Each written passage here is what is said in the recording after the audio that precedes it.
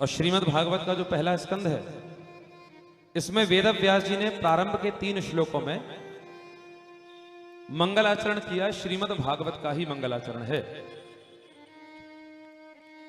जिस समय वेद व्यास जी ने देखा कि वेदों की रचना भगवान ने की, वेद प्रकट किए, तो ध्यान से सुनिएगा, बहुत ऊंची बात है, आचार्यों के लिए भी है। जब वेद भगवान ने प्रकट किए तो वेद इतने कठिन थे, भागवत की जरूरत क्या पड़ी, उस विषय में यह प्रश्न था। तो वेद व्यास जी ने वर्णन किया कि वेद इतने कठिन थे कि उन वेदों को इतना जल्दी समझना सरल नहीं था।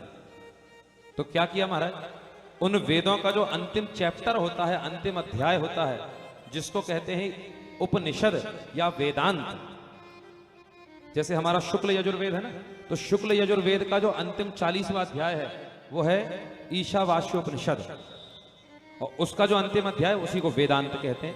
आप लोगों ने बड़े बड़े लोगों के नाम के आगे, विद्वानों के आगे वेदांती लिखा देखा होगा, वो वेदांती होते हैं बोले जो उसकी व्याख्या करते हैं।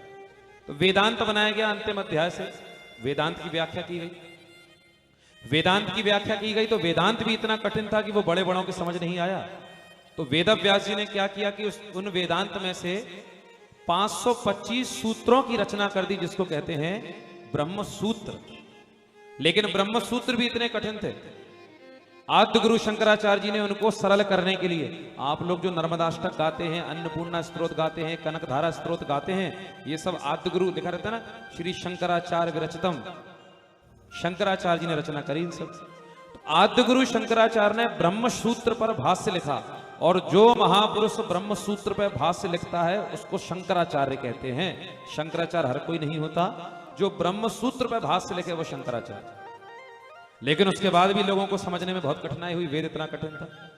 पहले वेद से वेदांत बनाया, उपनिषद बनाया, फिर ब्रह्म सूत्र बनाया, फिर व्याख्या करी, फिर उस पर भाष्य लिखा, और भाष्य लिखने के बाद शंकराचार्य जी के जाने के 400 सालों के बाद श्री रामानुजाचार्य जी ने उन्हीं वेदों पर पुनः भाष्य लिखा, श्री भाष्य।